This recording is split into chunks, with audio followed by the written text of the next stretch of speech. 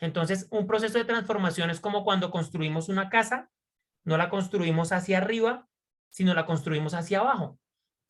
Miramos primero los fundamentos para que cuando venga la estructura no se caiga. Como dice la palabra de Dios, construyamos no sobre la arena, sino sobre la roca. Y claramente, pues la roca es Cristo. Entonces, ese es el panorama de lo que vamos a revisar en cuanto a los temas de unidad de pensamiento. Ahora bien, ¿cuál es la metodología que vamos a utilizar en cada uno de los encuentros? Entonces, duración de la reunión. Es importante tener una planeación frente a este tema y unas reglas de juego para que pues podamos respetar claramente los tiempos y pues cada una de las personas pueda estar, bueno, haciendo su programación semanal. La duración de las reuniones de hora y media semanal. Es el objetivo. No pasarnos de hora y media. Muy importante eso. Segundo, es muy importante tomar notas. Aunque toda esta información, cada uno de los líderes la va a poder tener, personalmente me parece muy importante el tema de tomar notas porque nos mantiene atentos y enfocados en cada tema. Y porque estamos convencidos que a medida que desarrollamos cada tema, el Espíritu Santo va dando revelación puntual sobre el proceso de transformación de cada uno de los lugares de las personas que toman este proceso. Ha sido la... No te preocupes, pasa.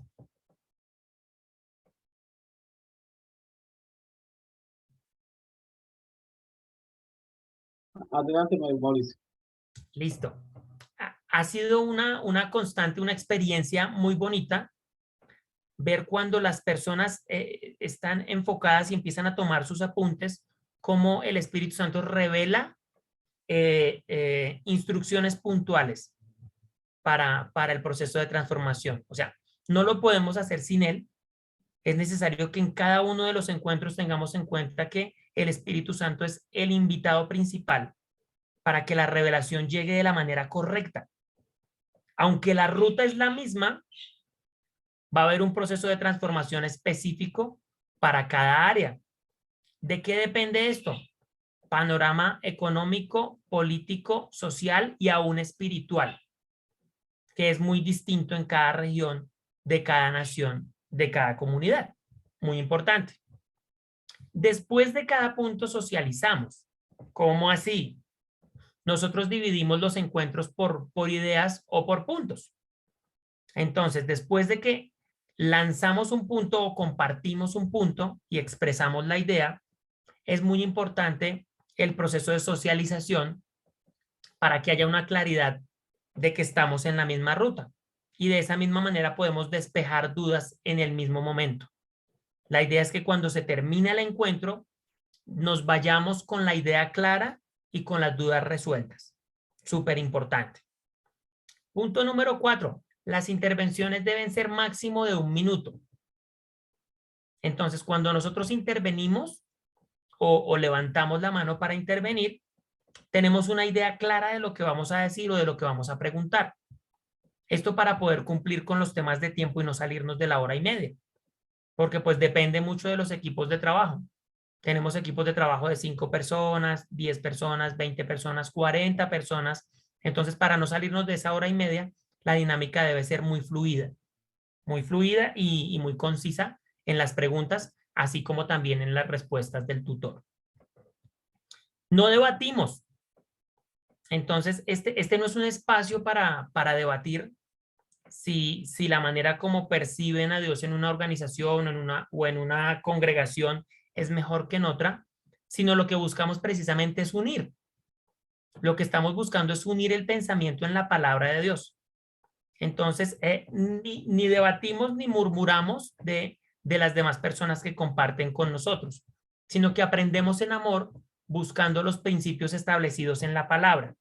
O sea, por eso no hablamos de que no son ideas personales de ningún líder, de ningún lugar, sino que hablamos de los principios establecidos en la palabra de Dios. Entonces, un objetivo principal es amar a nuestro prójimo como a nosotros mismos y desde ahí hacemos las intervenciones y las preguntas. Muy importante, no es un espacio de debate. La puntualidad. La puntualidad es muy importante porque cuando no logramos llegar a tiempo, pues el tutor en ocasiones debe de pronto alargar el saludo para a ver si de pronto llega la persona, o si el tutor arranca a la hora en punto, pues te vas a perder parte del tema, que es la idea. O sea, no que te pierdas el tema, sino la idea es poder empezar a tiempo para aprovechar el tiempo al máximo. Entonces, por respeto a todo el equipo de trabajo, llegamos puntuales y tratamos de terminar puntuales. Muy importante. Las misiones de la semana. Esto es bien interesante. Y es que después de cada encuentro es muy importante hacer algo práctico. O sea, que termine el tema y lo podamos poner tangible en algún tipo de actividad. Entonces, lo que hacemos después de cada encuentro es que dejamos una misión para esa semana, para que durante la semana la puedan desarrollar.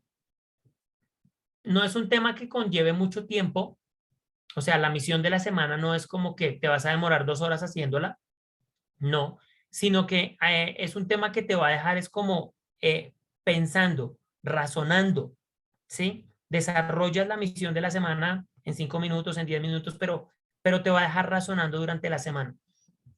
Y eso te da una conectividad con el tema de la semana siguiente. Muy importante. Esas serían las tres diapositivas de la inducción, mi querido Paz. Entonces, no sé, si a ti te parece, pues arrancamos con el tema número 1. Sí, sí, dale. Dale al tema número 1. Solo permíteme, quiero ver quién está llamando muy temprano. Claro, sí, señor, dale, no hay problema.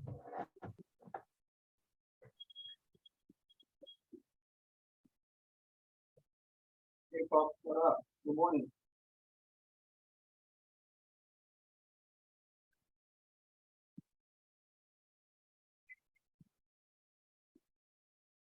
Don't worry about it. I'm taking care of it. I'll call you later. Yeah. No, let me correct those things. It's with the training department. I'm with the training department. I'll call you back. I'll make an appointment with you. Thanks. Perdona, papá, adelante. Ya estoy acá, Mauricio. Listo, perfecto. Entonces, con el tema de la inducción, ¿tenemos alguna dudas, preguntas, sugerencias, mi Paz? ¿Cómo lo ves hasta ahí? Déjame ver. Ah,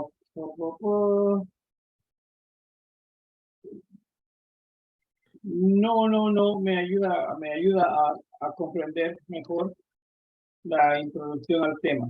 Gracias. No, adelante. Súper, mi Paz. Entonces, nos vamos con el tema número 1. El inicio de una reforma. El perfil de un pionero. Y para esto vamos a estar hablando acerca de Nehemías capítulo 1. Y vamos a estar compartiendo ese capítulo. No sé cómo lo veas, mi Paz, a nosotros nos ha funcionado bastante bien. Si te parece, hoy lo voy a hacer con la Biblia, con nuestra hermosa palabra, pero nosotros trabajamos con un audiolibro. No sé si te parece, te lo puedo compartir. Recuerdo que lo compartiste la otra vez y sí, lo voy a someter al equipo acá para ver qué opinan. Sí, lo estuvimos escuchando, ya me acordé. Sí. Listo, entonces, por hoy leámoslo en la palabra. Entonces, me permito leer en el nombre del Padre, del Hijo y del Espíritu Santo. Qué privilegio. Oración de Nehemías sobre Jerusalén. Palabras de Nehemías, hijo de Acalías.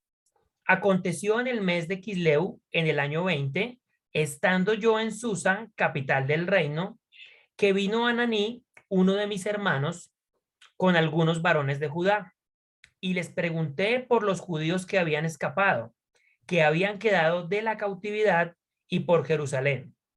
Y me dijeron, el remanente, los que quedaron de la cautividad allí en la provincia, están en gran mal y afrenta, y el muro de Jerusalén derribado, y sus puertas quemadas a fuego. Cuando oí estas palabras me senté y lloré, e hice duelo por algunos días, y ayuné y lloré delante del Dios de los cielos.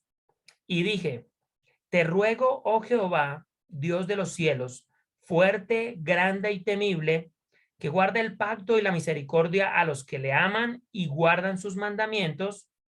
Esté ahora atento tu oído y abiertos tus ojos para oír la oración de tu siervo, que hago ahora delante de ti día y noche, por los hijos de Israel tus siervos, y confieso los pecados de los hijos de Israel que hemos cometido contra ti. Sí, yo y la casa de mi padre hemos pecado. En extremo nos hemos corrompido contra ti y no hemos guardado los mandamientos, estatutos y preceptos que diste a Moisés tu siervo. Acuérdate ahora de la palabra que diste a Moisés tu siervo, diciendo, si vosotros pecareis, yo os dispersaré por los pueblos. Pero si os volviereis a mí y guardareis mis mandamientos y los pusiereis por obra, aunque vuestra dispersión fuere hasta el extremo de los cielos, de allí os recogeré y os traeré al lugar que escogí para hacer habitar allí mi nombre. Ellos pues son tus siervos y tu pueblo, los cuales redimiste con tu gran poder y con tu mano poderosa. Te ruego, oh Jehová, esté ahora atento tu oído a la oración de tu siervo y a la oración de tus siervos, quienes desean reverenciar tu nombre. Concede ahora buen éxito a tu siervo y dale gracia delante de aquel varón, porque yo servía de copero del rey. Bueno, y esto nos habla de una introducción muy interesante hacia el libro de Nehemías y el contexto de lo que sucedía en Jerusalén en aquel tiempo. Y cómo sus hermanos vienen y le cuentan lo que está pasando. Y él conoce de primera mano el caos que está sucediendo. Entonces, claramente, esto nos parece como un contexto muy similar a lo que vivimos en nuestras sociedades hoy en día. El caos que de alguna manera se vive en nuestra sociedad. Entonces, hay inseguridad, hay necesidades, hay hambre. El modelo que Dios estableció para las naciones ha sido desviado y ha sido cambiado por las decisiones de los hombres. Entonces, empecemos a revisar cada una de estas ideas y entremos como en contexto del libro de Nehemías y de quién era Nehemías. Y pues Nehemías es esa persona que se dispone y dice, bueno, aquí estoy, ¿qué es lo que está pasando en mi ciudad? Y es interesante ver el contexto de quién es Nehemías y desarrollémoslo por ideas. Entonces, revisemos la idea número 1. La idea número 1 nos dice, Nehemías no había sido formado para dirigir una ciudad, pero se dispuso para hacerlo. Y es que en el contexto en el contexto histórico de cuando vivía Nehemías, pues debemos tener algo en cuenta y es que la educación principal se le daba era a los nobles y a los hijos del rey. Entonces, en este contexto, las personas que recibían este tipo de formación, pues eran los hijos de la nobleza, los que recibían cómo gobernar un pueblo, los que recibían cómo manejar las finanzas, toda la parte política, la parte social, cómo gobernar y todo este entorno, cómo liderar un pueblo. Era una educación que estaba reservada solamente para los hijos de los nobles. Y claramente Nehemías, pues no tenía él no pertenecía al grupo de los nobles de la nación, ¿sí? Sino que él era el copero del rey, claramente. Entonces, revisemos lo que va diciendo la palabra y vamos avanzando.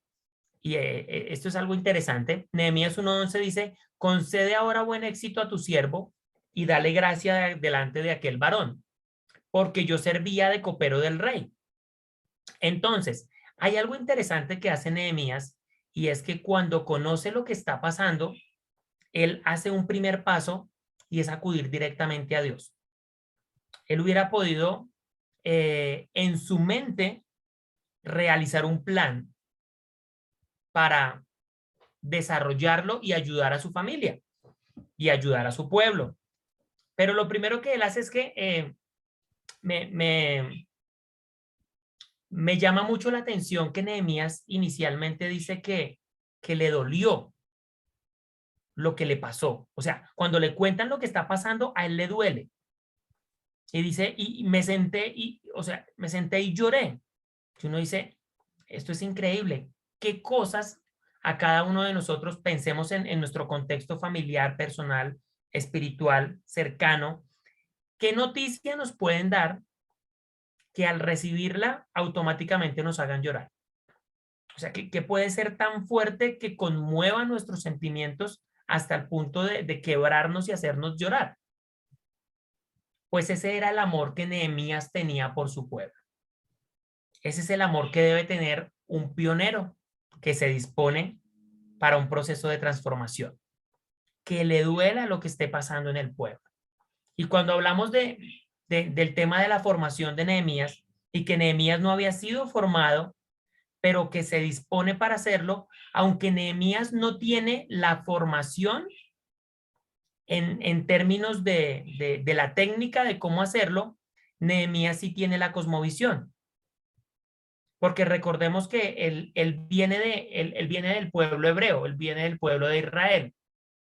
Y para el pueblo de Israel hay algo interesante y es un concepto que a veces nosotros escuchamos muy seguido. No sé si mi querido pastor me corrige, pero se habla de lo secular y de lo sagrado, ¿sí? Hemos escuchado el término, lo secular y lo sagrado. Entonces, Sí, hablamos de lo sagrado cuando decimos es todo lo ceremonial, es todo lo que se hace dentro de la congregación. Y creemos que de alguna manera eso solamente es lo sagrado. Pero Nehemías viene de una cosmovisión diferente, donde las tribus de Israel, que eran 12, todo lo que hacían lo hacían como para Dios. Tenían claro que tenían un rol diferente en cada una de las tribus. La tribu de Judá era la encargada de toda la parte de la guerra, pero sabía que lo que hacía lo hacía para Dios. Entonces, no estaban en la congregación, no eran la tribu de Leví, que eran los encargados de hacer toda la parte ceremonial, pero tenían clarísimo que en el lugar donde estuvieran estaban haciendo temas sagrados, estaban cumpliendo instrucciones del rey. ¿Esto qué quiere decir? Que para Nehemías no era ajeno pensar, o no era descabellado pensar, que el proceso de reconstrucción de las murallas era un tema sagrado. Entonces no lo llevaba solamente, no lo llevaba solamente como a lo eclesial, a lo ceremonial, sino que él sabía que en todas las áreas de la sociedad habían instrucciones que Dios daba y que se debían cumplir. Ahora, este término de, de lo secular y de lo sagrado parte de los griegos. Esto quiere decir que no es tanto como una cosmovisión dada por Dios, sino que para Dios y para el mismo pueblo de Israel todo era sagrado. O sea, todo lo que hacían era como para Dios. Entonces, si todo lo que hacían era como para Dios, pues claramente antes de hacer cualquier cosa, Nehemías lo primero que hace es disponerse e ir a Dios. Si no vamos a la fuente, no vamos a tener la instrucción correcta de qué es lo que debemos hacer. Entonces, la disposición parte de ir primero a Dios. Muy interesante esto. Ahora, la primera idea, el primer principio nos dice, la naturaleza del ser humano es definida por Dios, quien es su creador. Nadie conoce mejor la creación que quien la hizo y la sostiene. Y pues el principio es bastante claro. Dios es nuestro creador. Cuando nosotros le damos el lugar a Dios, el lugar que le corresponde, el primer lugar, en cualquier proceso, en este caso en un proceso de transformación, pues, ¿quién mejor que él para saber la ruta de cómo desarrollar un proceso efectivo de transformación? Entonces, qué importante ir a la fuente. Gálatas 2:20 nos dice, con Cristo estoy juntamente crucificado y ya no vivo yo, mas vive Cristo en mí.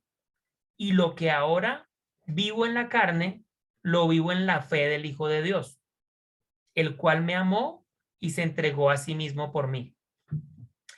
qué interesante, mi paz, cuando nosotros podemos identificar que no es nuestra obra y no es por nosotros que estamos siendo estos pioneros para el proceso de transformación. No se trata de nosotros. Y cuando habla el apóstol Pablo de que con Cristo estoy juntamente crucificado, habla de un compromiso que debemos tener con la obra, con el proceso de transformación. No es por un beneficio personal, sino que partimos del servicio, del principio de mayordomía, servimos. Entonces, por eso es que trabajamos desde el ya no vivo yo, sino que Cristo vive en mí. Y cuando hablamos de que Cristo vive en mí, hablamos del carácter de Cristo y hablamos de la mente de Cristo, los pensamientos de Cristo. ¿Qué pensaba Cristo acerca de la extensión del reino? Y entonces ahí se nos podría venir a la memoria la gran comisión. O sea, cuando Él nos envía, es como si nos dijera, no se trata de ustedes. O sea, no es por cada uno de nosotros. Se trata de extender el reino, de que más personas conozcan la verdad. Y el versículo termina diciendo, y lo que ahora vivo en la carne, porque claramente somos seres naturales, lo vivo en la fe del Hijo de Dios. O sea, estamos con la certeza, es la activación de la fe, esa certeza que tenemos de que la verdad revelada por Cristo es la correcta, es la ruta correcta de transformación, el cual me amó y se entregó a sí mismo por mí. Entonces, si vive Cristo en mí, Él se entregó por mí, quiere decir que nosotros tenemos una entrega por el proceso y por las personas, por la comunidad. Nos duele como le dolió a Nehemías. A Nehemías le dolió lo que estaba sufriendo el pueblo. Asimismo, al pionero que se dispone, que en este caso serían cada una de las personas, cada uno de los pastores y los líderes, le debe doler lo que está pasando en su comunidad. Y lo que llega a ser de una vez Nehemías, que es algo espectacular, es ir a la presencia de Dios y presentarse. Aquí estamos, o sea, ¿a dónde más puedo ir si no es a ti? Esa es la primera idea. Segunda idea, corramos esto por aquí. Listo. A Nehemías le duele la noticia de su tierra, pero inmediatamente ora a Dios, porque él sabe quién es Dios y lo que Dios ha dicho. Y hay algo interesante, y es que Nehemías 1:4 dice, cuando oí estas palabras me senté y lloré e hice duelo por algunos días. O sea, no es la película que te hace llorar 30 segundos, no es una emoción momentánea que tú dices, me sentí mal, conmovió mi corazón, sí, es algo triste, lástima, y continúas con tu vida, sino es algo que parte tu vida en dos. O sea, el proceso de transformación aquí con Nehemías nos muestra que a Nehemías esto le parte la vida en dos, porque Nehemías era el copero del rey. ¿Esto qué quiere decir? Que Nehemías tenía las comodidades que él quisiera, pues estaba al lado del rey en todo momento. Él tenía seguramente un buen salario, un buen lugar donde descansar, todas las comodidades que quisiera, muy buena comida, muy buen vestuario, estaba en perfectas condiciones. Y él hubiera podido decir, ay, sí, qué mal todo lo que está pasando, pero pues le voy a pedir a Dios que los bendiga y que ojalá todo les salga bien. Pero Nehemías, en el libro de Nehemías, esto es importante que lo podamos extraer a nuestra vida, y es que llora y hace duelo por algunos días. O sea, es como si se le hubiera muerto a alguien. Es un dolor profundo en su corazón. Y después de esto, ¿qué hace? Prepara su espíritu. Ayuné y oré delante del Dios de los cielos. O sea, una alineación entre nuestro espíritu y el espíritu de Dios. Es lo que debe pasar en el proceso de transformación.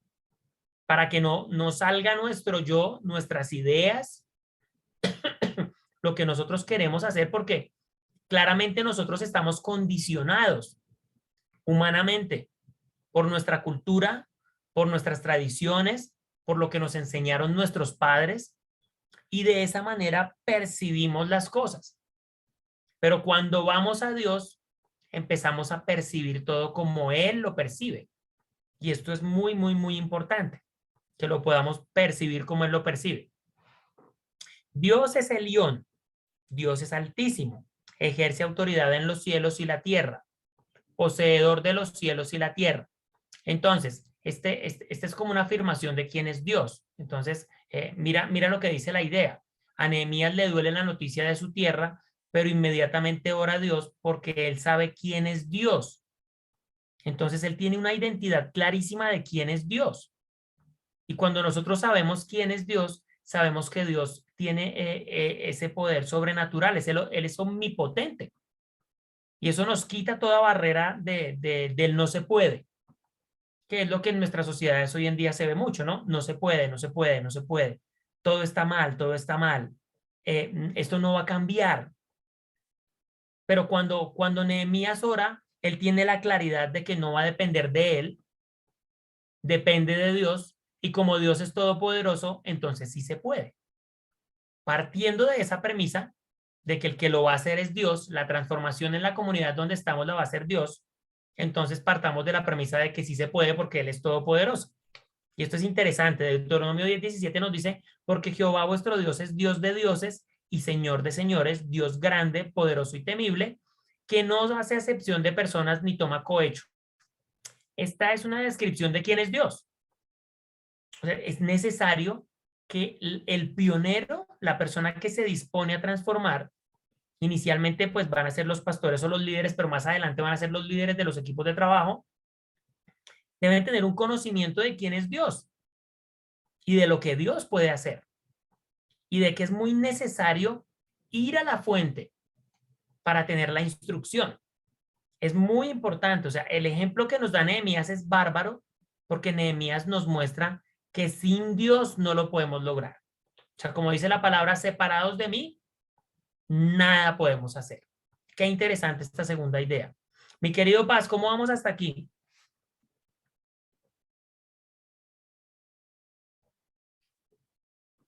Ahí vamos. Todo está bien, sí.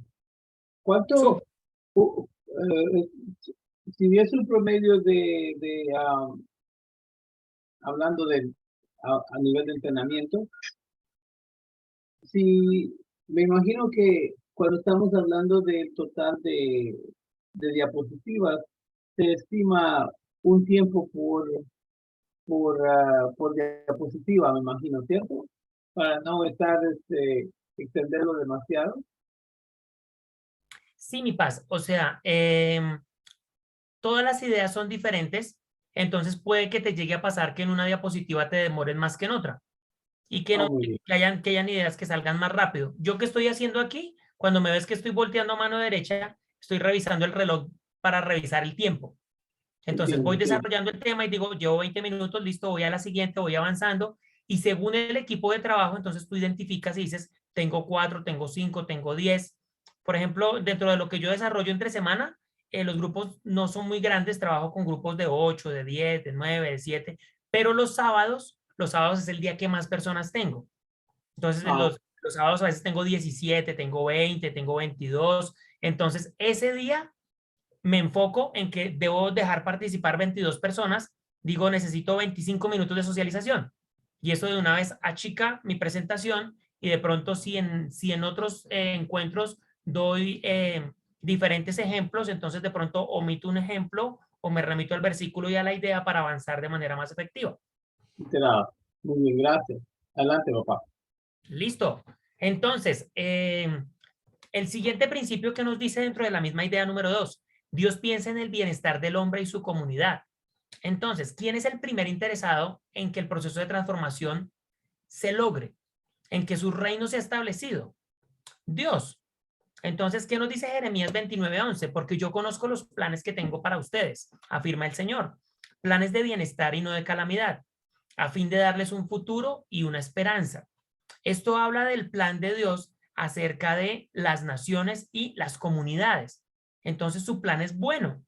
Y como su plan es bueno, y Él es todopoderoso y es omnisapiente, ¿qué quiere decir? Todo lo sabe, pues debemos ir a Él porque Él es el que tiene la ruta exacta. No lo podemos lograr, o sea, el proceso de transformación no se logra si el primer lugar no le corresponde a Dios y si no tenemos una relación constante con Él. a través del Espíritu Santo de Dios. Listo. Dios es fiel a su palabra, a sí mismo y a las promesas que ha hecho para toda la comunidad. A mí este versículo me encanta, mi paz, porque Números 23:19 dice, Dios no es hombre para que mienta. Esto es fantástico porque esto que nos dice, si Dios lo dice, así es, punto, no lo dudes. O sea, es un camino directo que nos está dando. Cuando tú hablas con una persona, cualquier persona, puedes tener como ese tema, esa duda, esa dualidad. Me está diciendo la verdad, no me está diciendo la verdad, debo discernirlo, debo... Pero cuando hablamos de Dios decimos, listo, así es. Dios nos está diciendo, él no es hombre para que mienta, ni hijo de hombre para que se arrepienta. Él dijo y no lo hará, habló y no lo ejecutará. Entonces, ¿qué quiere decir esto? Que claramente los planes de Dios son buenos, su voluntad es buena, agradable y perfecta. Entonces, eso nos lleva a concluir que el proceso de transformación sí se puede lograr. Y eso ya nos da, bueno, no sé a ustedes, pero a mí eso me genera tranquilidad. Yo digo, bueno, lo vamos a lograr. El panorama está terrible, esto está difícil, hay muchas cosas por trabajar dentro de la comunidad, pero Dios me dice en su palabra, no se preocupe, el plan es bueno, tengo plan de bienestar, no tengo plan de calamidad y quiero darles un futuro y una esperanza. Entonces, qué interesante esta palabra esperanza porque nos habla de algo prometedor. Dios nos habla de un buen panorama y eso es muy bueno. Y Nehemías conocía esto. Nehemías conocía que los planes de Dios eran buenos. Por eso él le recuerda a Dios. Él le recuerda lo que le dijo a Moisés. ¿Por qué? ¿Porque a Dios se le olvidan las cosas? No, porque él lo trae aquí y él dice tu palabra, o sea, se está fiando en qué, en lo que Dios ya dijo. Y como Dios no es hombre para que mienta, pues Dios cumple su palabra. Qué interesante esta idea. Ahora bien, el siguiente principio que nos dice, Dios es el rey, el juez y el legislador de toda comunidad. No sé si lo identifican, pero este principio nos habla del modelo de república establecido en la palabra de Dios. Nos habla de los tres poderes. Poder legislativo, Dios es rey. Eh, poder judicial, legislativo, judicial y ejecutivo. ¿Sí? Las tres ramas del poder público. En Estados Unidos funciona igual, mi querido Paz. Sí, repítelos el orden. Las ramas del poder es legislativo, judicial y ejecutivo. Sí, Entonces, el legislativo es el que claramente hace las leyes. El sí, judicial, el que las hace cumplir. sí, Y el ejecutivo es el que preside. ¿Sí? sí, Entonces, las tres ramas del poder, la rama ejecutiva donde está el presidente, la rama legislativa donde está el Congreso y la rama judicial donde están las fuerzas de seguridad. Entonces, si Dios es rey, miremos qué dice Isaías 33:22, porque Jehová es nuestro juez, rama judicial, Jehová es nuestro legislador, él hace las leyes, y Jehová es nuestro rey, él preside, él mismo nos salvará. Entonces, ¿qué nos está diciendo? Aquí está el modelo de gobierno, el modelo de república establecido por Dios está aquí. Y qué interesante cuando nosotros entendemos que Dios tiene soberanía sobre todas las cosas que hay en la tierra y que cuando seguimos sus instrucciones, el fruto es bueno. O sea, cuando cumplimos las instrucciones de Dios, inexorablemente el fruto es bueno, el resultado es bueno. Por eso es importante que en el proceso de transformación le digamos a Dios cómo es.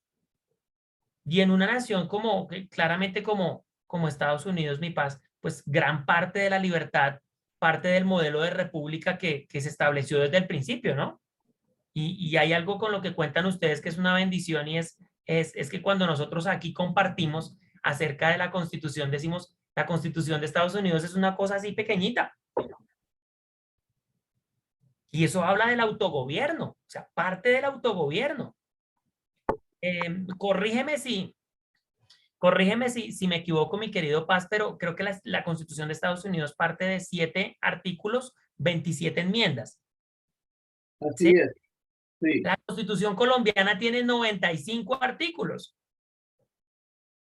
¿Y eso qué nos dice?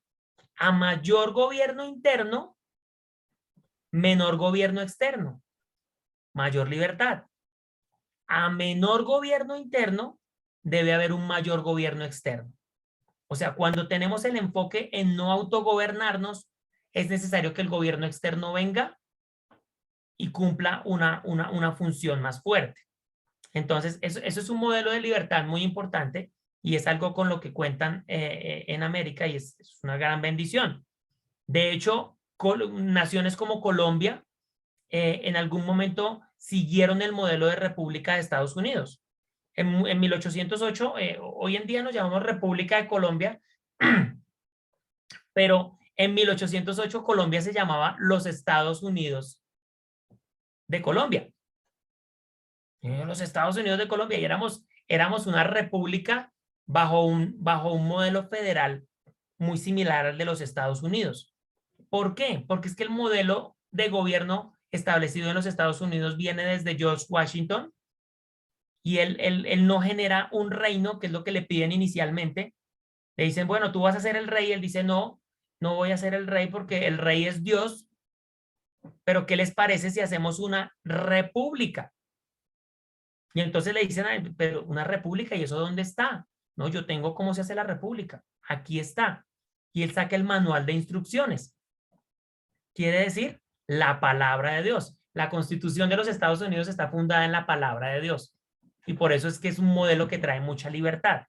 Entonces, no es descabellado pensar que si en temas de gobierno la Constitución ha traído libertad, en las diferentes áreas de la sociedad, la misma palabra de Dios puede traer libertad para el desarrollo de las actividades en todas las áreas de la sociedad. ¿Y eso qué generaría? Una transformación integral en la comunidad y después en la nación. Muy importante eso. Dios escucha, Él responde y acompaña en el camino hacia la transformación de la comunidad. Génesis 35:3 nos dice, y levantémonos y subamos a Betel, y haré allí altar a Dios que me respondió en el día de mi angustia, y ha estado conmigo en el camino que he andado. Y el conocer los atributos de Dios, el conocer quién es Dios, nos permite conocer sus atributos, o sea, nos permite conocer quién es Él. Después de conocerlo a Él, conocemos quiénes somos nosotros. Eso afirma nuestra identidad. ¿Por qué? Porque somos hechos a imagen y semejanza de Dios. Conocemos nuestro creador, conocemos la creación. Por eso es tan importante estar cerca de Dios para conocerlo. Y eso nos permite conocer su creación y saber cómo podemos hacer modelos de transformación desde lo que Él ya ha establecido en su palabra. Los modelos, y eso lo vamos a ver más adelante, los modelos de transformación para cada área de la sociedad los encontramos en la palabra de Dios. Por eso es tan importante que Él sea la fuente. Parece una obviedad, parece muy obvio, pero lo que ha sucedido a lo largo de la historia en muchos lugares del mundo es que dejamos a Dios solamente para la parte eclesial. De alguna manera pensamos que Dios solamente está en la parte ceremonial. Y en muchos lugares, Colombia, por ejemplo, puntualmente, sucede que a veces Dios es el Dios de la iglesia cada 8 días. Abrimos el templo, tenemos una reunión, ahí aparece Dios y cuando termina la reunión es como si lo encerráramos en las 4 paredes y nos fuéramos a hacer las otras cosas. Y le dijéramos, Dios, tú te dejo aquí, nos vemos en 8 días. Pero Dios claramente quiere transformar todas las áreas de la sociedad y Dios creó todas las áreas porque Él creó los cielos y la tierra. Entonces Él tiene los modelos para cada una de las cosas y por eso es importante esta idea porque dice que Nehemías ora a Dios porque Él sabe quién es Dios. Entonces la identidad debe ser algo que debe estar muy cimentado en cada uno de los líderes. Listo. Idea número 3. Nehemías sabe que lo que le pasó a Jerusalén fue consecuencia de sus decisiones. por quebrantar los mandatos y principios de Dios. ¿Por qué Nehemías llega a esta conclusión? Porque Nehemías conoce la ley, es un conocedor de la ley. Él conoce a su Dios. Entonces él conoce los estatutos que Dios había dejado. Qué importante conocer el manual de instrucciones y conocer cuáles son esos estatutos que Dios dejó. En el caso puntual de la transformación para cada una de las áreas. Muy importante esto. Dios instruye al hombre sobre lo que debe hacer, pero le da la libertad de escoger. En la palabra de Dios se muestra constantemente a lo largo de toda la palabra instrucciones que Dios da. Pero él tiene algo interesante y es que nos deja elegir. Nehemías 1, 8 y 9 dice, y recuerda, te suplico, lo que dijiste a tu siervo Moisés. Si ustedes son infieles, yo los dispersaré entre las naciones, pero si se vuelven a mí, obedecen y ponen en práctica mis mandamientos, aunque hayan sido llevados al lugar más apartado del mundo, los recogeré y los haré volver al lugar que escoja como residencia de mi nombre. Y de pronto, en alguna parte de nuestras vidas hemos escuchado preguntarle a alguien y decir, ¿y si Dios es tan bueno, por qué hay tanta hambre? Y si Dios es tan bueno, ¿por qué matan tantas personas? ¿Por qué tanta maldad? Si Dios es tan bueno. Y es que parte del principio del libre albedrío y de la capacidad que tenemos para elegir.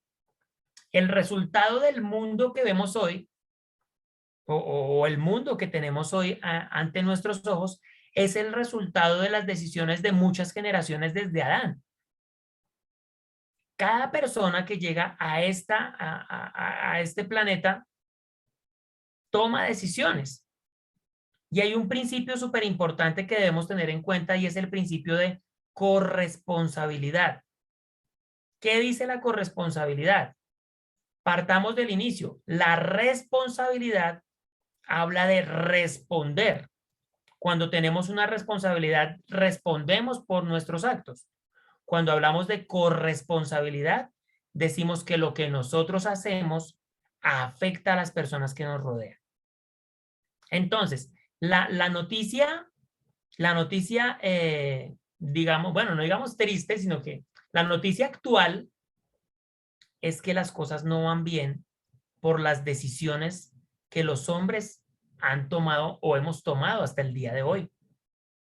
La buena noticia es que si tomamos buenas decisiones de aquí en adelante, las comunidades pueden ser transformadas. ¿Por qué? Porque eso es lo que está diciendo la palabra. Dice que si son infieles los va a dispersar. Pero después de esto dicen, pero si se vuelven a mí, obedecen y ponen en práctica mis mandamientos, ¿esto de qué habla?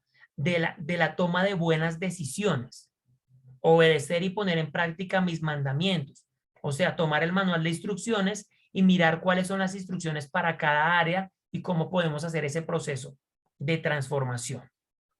Aunque haya sido llevado al lugar más apartado, o sea, aunque el panorama sea el más oscuro y el más gris que se puedan imaginar, de ahí nos saca Dios. Entonces, es interesante esa propuesta que Dios tiene. Los hombres fueron provistos de voluntad y libertad. Es el siguiente principio.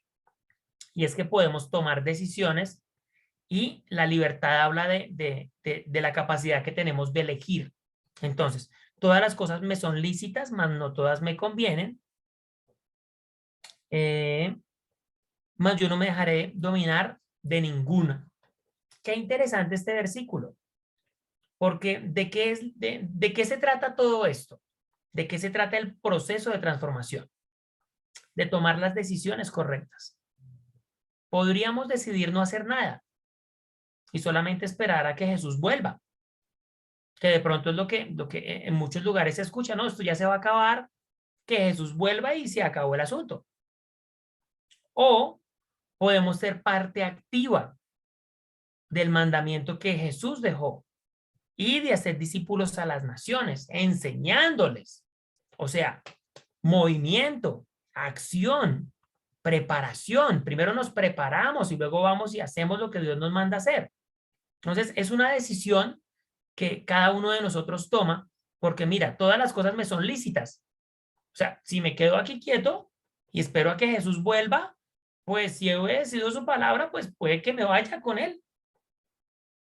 Pero si nuestra mentalidad y nuestra cosmovisión trasciende nuestra propia vida y sabemos que no vinimos pues solamente por nosotros mismos, sino a servir a los demás, entonces nos empieza a doler como a Nehemías y empezamos a decir, hay que hacer algo. Y qué importante es cuando llegamos a esa conclusión de debemos hacer algo. Y lo primero que hace Nehemías es orar y pedir perdón por los pecados de su pueblo. Y en este versículo puntualmente lo que hace es interceder.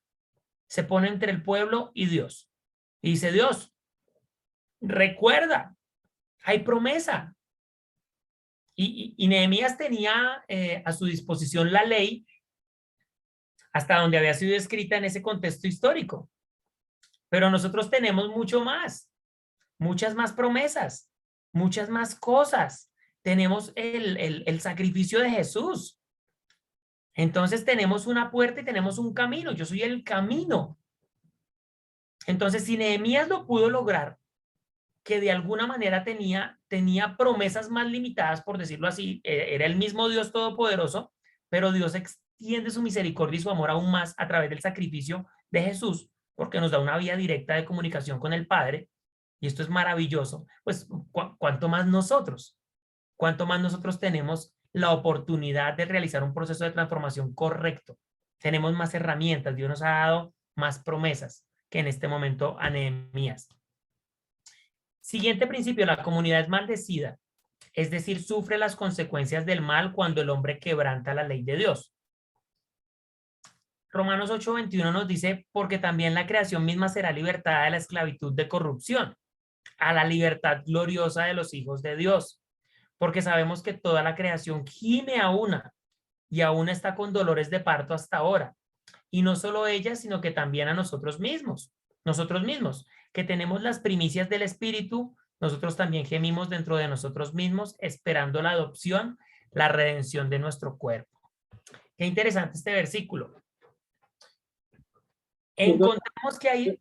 Perdona, ¿cuántos slides más tenemos? No, creo que nos queda uno nomás, mi paz. Este ya acabamos. Ah, bueno. Perdona, es que el tiempo apremia. Adelante. No, no te preocupes. Aquí yo estoy en las mismas. 9:41. La idea es que el tema completo se pueda dar más o menos en 40-45 minutos. Ajá. Y entre interacciones, salud, oración final y todo, entonces se completa la 1:30. Ah, ok. Sí, es eso. No es que nos vayamos a durar 1:30, sino que a eso hay que sumarle saludo, despedida, oración, interacción con los pastores. Listo. Entonces, frente a este principio, ¿qué podemos decir? Dios nos da los dos caminos, nos da las dos opciones. Es como cuando en Deuteronomio nos dice, si haces el bien, tienes esto, si haces el mal, tienes esto. Y me encanta la expresión de Dios en ese versículo cuando dice, escoge pues la vida. O sea, como está diciendo Pablo aquí, porque sabemos que toda la creación gime a una, como con dolores de parto. O sea, Dios está supremamente interesado en que tomemos las decisiones correctas para que la comunidad pueda vivir en libertad. Es muy importante, ¿sí? Es que sepamos que Dios tiene esa intención, pero que debemos tomar las decisiones correctas. La comunidad es bendecida cuando el hombre obedece a Dios. Si quisiereis y oyereis, comeréis el bien de la tierra. Bueno, muy claro. Decisiones malas nos llevan a consecuencias malas. Decisiones buenas nos llevan a consecuencias buenas. ¿De qué depende? De lo que nosotros decidamos. Y en el proceso de transformación pasa igual. Necesitamos que hayan cada vez más personas que tomen buenas decisiones para que la comunidad pueda ser transformada. ¿Esto de qué, o sea, esto de qué parte, que es importante para esto? El conocimiento de la verdad. Porque pues el pueblo perece por falta de conocimiento, como dice la palabra. Entonces, muy importante el conocimiento de la verdad para tomar las decisiones adecuadas. Súper interesante. ¿Listo? Diapositiva número 4. Dios es misericordioso, no darnos lo que merecemos, cubre la vergüenza del hombre.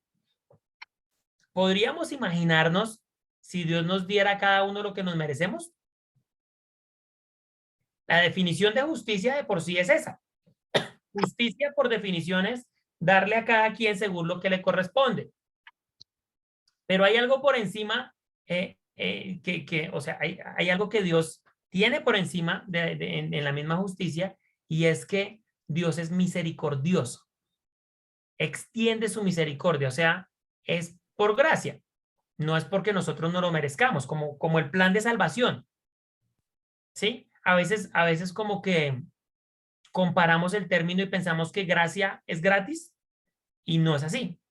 Aunque son términos parecidos, ¿sí? Aquí en Colombia, gratis es lo mismo allá, mi querido Paz. Gratis es no pagamos nada por eso, ¿sí? Sí, así es. Gratis, perfecto. Entonces, gracia quiere decir que no podemos pagarlo, mas sin embargo se nos es dado. Pero la gracia no es gratis. ¿Por qué? Porque alguien pagó. Jesús pagó y pagó un precio muy alto, muy, muy alto. Entonces, ¿qué hace Nehemías? Pide perdón por los pecados y reconoce la maldad de su pueblo. Entonces, debemos reconocer que no lo hicimos bien. O sea, el proceso de transformación parte de reconocer nuestros pecados y pedir perdón. Ese es el primer ejercicio que hacemos puntualmente en esta sesión. Es necesario reconocer que hemos pecado y debemos pedir perdón por los pecados de nuestra comunidad. Y esto tiene todo que ver con la misión de esta semana. Pedir perdón por los pecados de nuestra comunidad. Dios es misericordioso y el versículo dice, esté ahora atento tu oído y abiertos tus ojos para oír la oración de tu siervo, que hago ahora delante de ti día y noche. Por los hijos de Israel, tus siervos, y confieso los pecados de los hijos de Israel que hemos cometido contra ti. Sí, yo y la casa de mi padre hemos pecado. O sea, reconoce los pecados y pide perdón. En términos actuales, nosotros hacemos uso de la gracia que es dada por nuestro Señor Jesús para el perdón de nuestros pecados, ¿cierto? Entonces ahora tenemos un mediador y tenemos a alguien que pagó. Pero para que eso pueda activarse, para que ese principio se pueda activar, es necesario que reconozcamos el pecado y pidamos perdón. Entonces, el inicio de un proceso de transformación es pedir perdón, reconocer que nos hemos equivocado, partir de ese principio para empezar a construir. Listo. Génesis 18, 32 y 33. Y volvió a decir, no se enoje ahora mi señor, si hablare solamente una vez. Quizás se hallaran allí 10. No la destruiré, respondió por amor a los 10. Y Jehová se fue, luego que acabó de hablar a Abraham, y Abraham volvió a su lugar. Esta parte de la historia de Abraham es espectacular, porque Abraham hace lo mismo que Nehemías. Se pone en la brecha entre el pueblo y Dios. Dios quiere juzgar. Y Abraham dice, no, espera. ¿Y si encontramos 10? ¿Y si encontramos 50? ¿Y si encontramos 100? ¿Y si encontramos? Y finalmente no es hallado ninguno. Y por eso es que está la destrucción de estos pueblos, porque no es hallado ningún justo. Pero Abraham intercede. Nehemías intercede. Nosotros debemos interceder. La primera labor que tiene el pionero después de disponerse es interceder por el pueblo. Es ponerse entre Dios y el pueblo e interceder, reconociendo los pecados del pueblo y pidiendo perdón. Muy interesante este tema. O sea, el tema de la oración en este primer encuentro es clave.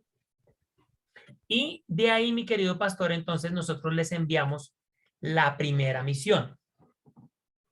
Entonces hablamos de arrepentimiento. Y dice, querido pionero, ¿estás preparado para tu primera misión? Comenzaremos con la ruta de transformación de tu comunidad. ¿Y en qué consiste esta primera misión? En una oración que nos lleva, o los pioneros más bien deben orar. Es un audio. Nosotros lo manejamos aquí con un audio, mi querido Paz, que te voy a compartir. Y ese audio los invita a orar. Es más bien como una oración desde transformadores. Esto lo hacen las personas de transformadores, las intercesoras, donde hay una oración donde se intercede. Se reconoce el pecado de la comunidad donde nos encontramos. Y luego intercedemos a favor, o sea, para que Dios perdone los pecados de todo el pueblo. Es como empezar a allanar el camino espiritualmente para empezar el proceso de transformación, que fue básicamente lo que hizo Nehemías. Entonces, unidad de pensamiento, a grosso modo, ¿qué es? Revisar un proceso de transformación que fue efectivo, como el que hizo Nehemías, y empezar a llevar ese paso a paso para empezar a tener verdades revelacionales que nos lleven a empezar a construir un proceso de transformación. ¿Cómo nos fue ahí, mi querido Paz? Yo creo que eso sería ya como todo en cuanto a al tema del día de hoy. Sí, está muy desafiante, es la palabra que yo uso. Está claro, gracias, y el énfasis está